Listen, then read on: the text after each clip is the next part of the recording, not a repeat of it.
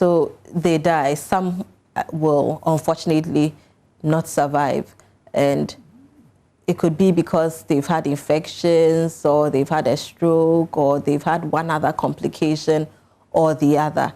But yes, some die. So what is the life expectancy? Like if you're eventually they say you have lupus, expect the worst. How long can you live with it, though it's chronic? It depends. There are some who will die sometime after. Maybe let's say 2 years, a year, 10 years. There are some who will also live much longer, 20 years, 30 years. Yes, so it all depends on the cause of the illness that you have, the severity of the illness that you have, and how the medications are working. So you said estrogen plays a major role. Is it when it is low or high? When it is high. When it is high. Yes, that's why it's commoner in women than in men. So when a woman is young, the estrogen is higher. Yes. But my friend was only 31.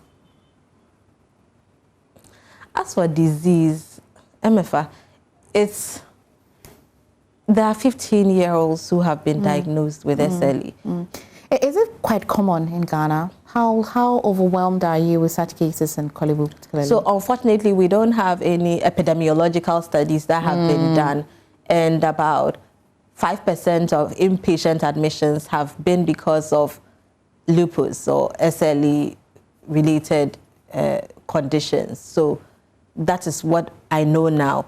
And formally, from what Dr. Day says, the deaths about 10 years ago was about 45% of the admissions or the deaths, but now about 20%, 25%. So it's getting better. It's getting better because now we have the people who are helping to manage it, and people are taking the medications, and also the follow-up is also better. Okay. Yes. So if I'm not presenting any symptoms at all, could I just walk to the hospital and say, you know what, I've heard about this illness, lupus. I want to run a test to see if I've got the predispositions or what? Can I?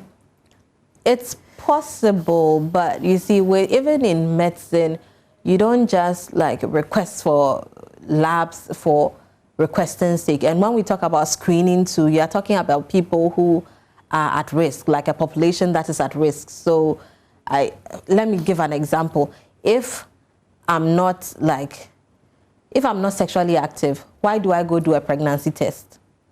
You get, so it's not one of the things that you just walk in and say that you want to screen. But if you have had symptoms, a few, maybe the headaches, the fever, and we especially will do these labs when we are having difficulty diagnosing. Let's say a child is having fever, or even an adult, an older person, you have the fever, you have some of the symptoms, and it's not the commoner ones, then we'll zoom in and add those to the investigations that we do. Okay, I mean, good one when you said that if you're not having sex, why would you want to test for pregnancy tests or even sexually transmitted diseases? So if I have a mother who's diagnosed of lupus and sadly died, I'm not presenting any symptoms. I don't have a headache, I have 0 symptoms, I still want to test.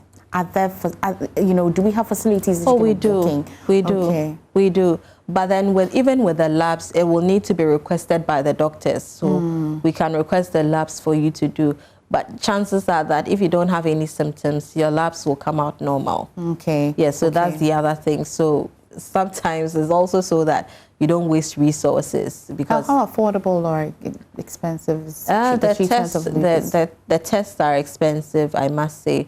These are genetic tests, right? So they're not really genetic tests per se, but you'll do basic supportive labs, and then you do the labs that will sort of specifically say that maybe your ANA, dsDNA, like there are some labs that we request to see whether the person has the autoimmune condition or not. Okay. Yeah, but it's not cheap, and they are not on the health insurance. Many of them are not on the health insurance, so it's quite expensive. How did depression find its way to be part of the symptoms? Because it affects the brain. Oh. Yes, because it affects the brain. So multi-organ, the brain is affected, the hair, even hair loss, the skin, the heart, the lungs, the kidneys. So the whole body can be affected by it. We'll come to the treatment. Okay. But let's go to Takoradi and talk to Andy. Hi, Andy. Good morning. Yeah, good morning. Thank you for calling. Yeah, okay. I wanted to know, like, if you are affected with lupus and, like, it affects your kidney and you, like, go for surgery. Like, well, you go for surgery, well, if, like, and you change your kidney and you get a new kidney, do you, like, does it affect the new kidney or, like, I see the direction of your question. That's a very good question. Thank you. Okay. Knowing what we know, that there's the genetic, the predisposition factors. Yes. All right. If it's been diagnosed and we can see that as one of your kidneys that is affected and you're lucky to have had a kidney transplant, what happens to the next one in the other organs? Once it's in the body will try to fight it. And so that kidney will not be like spared because that kidney is sitting in that body and the body's immune system is what is fighting. So what it can probably do is to delay, because it's like a new organ that is in there, but it will delay. But eventually it may be affected as well. Wow. Wow, for a doctor, what's the hope around this particular illness, lupus? What's the hope? Yeah. The hope is that there's treatment available. Okay. Even though it does not provide cure, there's treatment available, there's support available. And Dr. Day's group, the Rheumatology Initiative, they are also doing a wonderful job.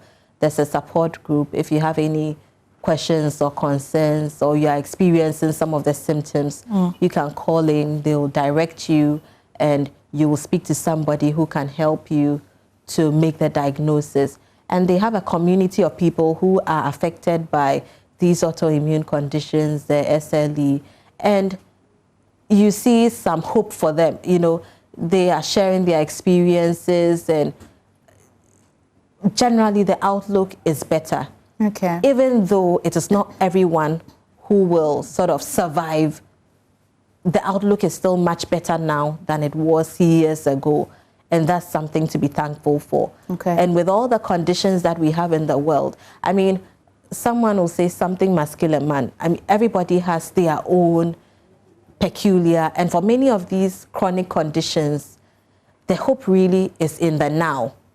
And it's in the ability to take care of yourself and get some support, get some treatment while you are still alive. Okay.